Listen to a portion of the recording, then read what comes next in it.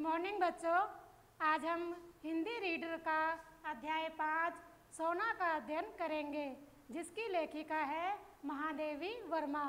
महादेवी वर्मा ने यह अध्याय जो सोना है एक हिरण के बच्चे पर लिखा है।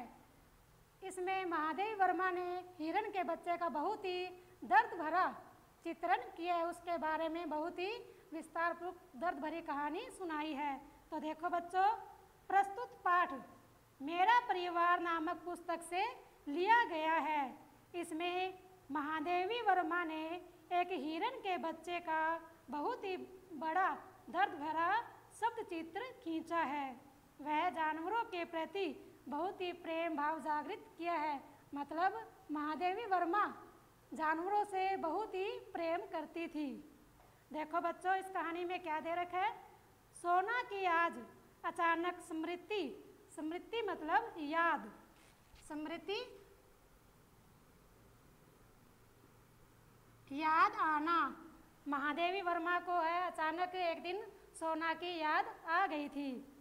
मेरे परिचित स्वर्गीय डॉक्टर धीरेन्द्र नाथ बसु की पोत्री मतलब पोती सुस्मिता ने लिखा है। उन्होंने क्या पत्र लिखा है, देखो महादेवी वर्मा को। गत वर्ष यानी कि पिछले साल अपने पड़ोसी से मुझे एक हिरण मिला था। बीते कुछ महीनों में हम उससे बहुत अधिक स्नेह करने लगे। स्नेह मतलब प्यार करने लगे। हम उस हिरण के बच्चे से बहुत ही प्यार करने लगे। परंतु अब मैं अनुभव करती हूँ, यानी कि मुझे एहसास हो गया कि सघन जंगल संबंध रहने के कारण अब उसके बड़े हो जाने की वजह से उसे घूमने के लिए अधिक विस्तृत स्थान चाहिए था। महादेवी वर्मा को यह अनुभव हो गया, यह ज्ञात हो गया कि जो जंगल में रहने वाले जानवर हैं उनको रहने के लिए घर में नहीं, अर्थात जंगल में उनको घना स्थान चाहिए, उनको बहुत बड़ा स्थान रहने के लिए चाहिए। सचमुच मैं आपकी बहुत आभारी रहूँगी, क्योंकि आप जानती है कि मैं उसी किसी ऐसे व्यक्ति को देना चाहती हूँ जो उससे बुरा व्यवहार न करे। महादेवी वर्मा को जिसने पत्र लिखा था डॉक्टर धीरेन्द्र नाथ बसु की पोत्री ने, तो उन्होंने महादेवी वर्मा को ये लिखा कि मैं ये हिरण का बच्चा उस व्यक्ति को देना चाहती हूँ जो जानवरों से बहुत ही प्यार करते हो। और वो कौन था? वो थी महादेवी वर्मा। आगे देखो, मेरा विश्वास है कि आप इसकी भली भांति देखभाल करेगी। उस पोत्री ने कहा कि महादेवी वर्मा, आप जो है आप ही एक ऐसे इंसान हो जो इस हिरण के बच्चे की बहुत ही बढ़िया देखभाल करोगी। कुछ वर्ष पूर्व मैंने निश्चय किया था। महादेवी वर्मा यह कह रही है कि मैंने बहुत पहले ये निश्चय ले लिया था। क्या निश्चय लिया उन्होंने? कि मैं अब कभी हिरण नहीं पालूंगी। और क्यों नहीं पालूंगी, इसका वर्णन हम देखेंगे। आज उस नियम को भंग किए बिना इस कोमल प्राण जीव की रक्षा करना संभव नहीं है। सोना भी इसी प्रकार अचानक आई थी। अब वो महादेवी वर्मा जो है अपनी प्यारी हिरण के बच्चे की, जिसका नाम था सोना, उसकी कहानी सुना रही है कि वो मेरी जिंदगी में किस तरह आई थी। सोना भी इसी प्रकार अचानक आई थी, परंतु वह अब तक शेषवा अवस्था मतलब बचपन में की अवस्था, बचपन में थी। अब तक वह अपनी शेषवा अवस्था पार नहीं कर पाई थी। सुनहरे रंग की रेशमी लच्छेदार गांठ के समान उसका कोमल लघु शरीर था। छोटा सा मुंह, पानीदार आंखें, देखती तो लगता कि अभी झलक पड़ेगी। लंबे लंबे कान, सुडोल यानी कि सुंदर सुंदर पतली पतली उसकी टांगे थी।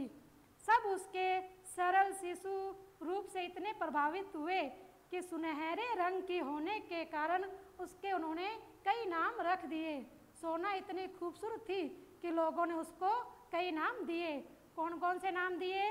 सोना, सुवर्णा, सुवर्ण रेखा, यानी कि वो सोने के रंग जैसी थी, इसलिए सभी ने उनको सोने के नाम के ही नाम दिए। उसका सब परिचय बन गए।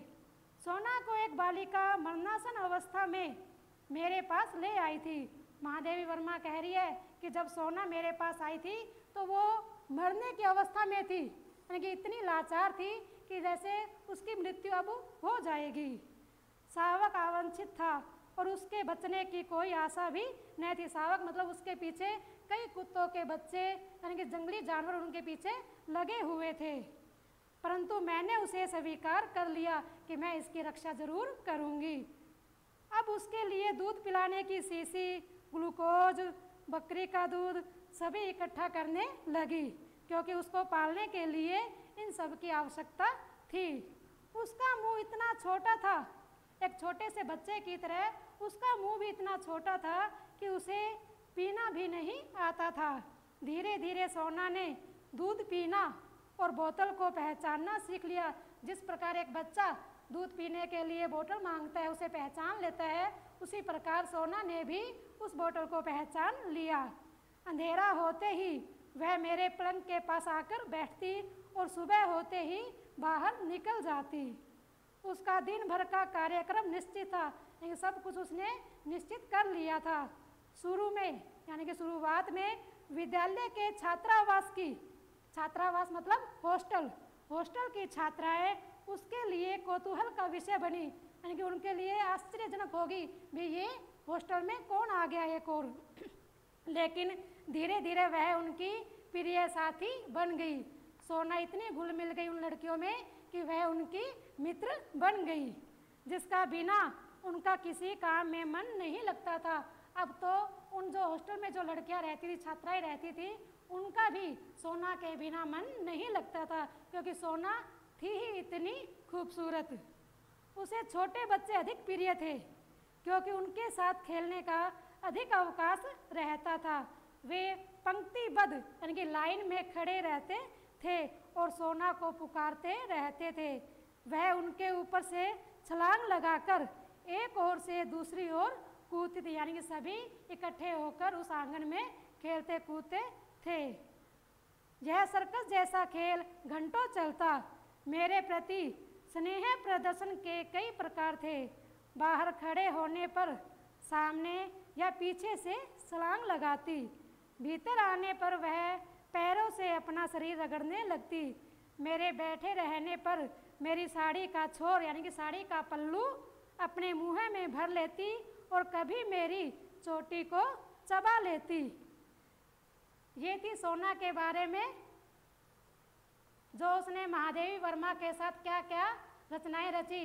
बच्चों, अब वो सोना महादेवी वर्मा के साथ किस प्रकार खेल खेला करती थी, उसके बारे में हम नेक्स्ट कक्षा में उसका अध्ययन करें।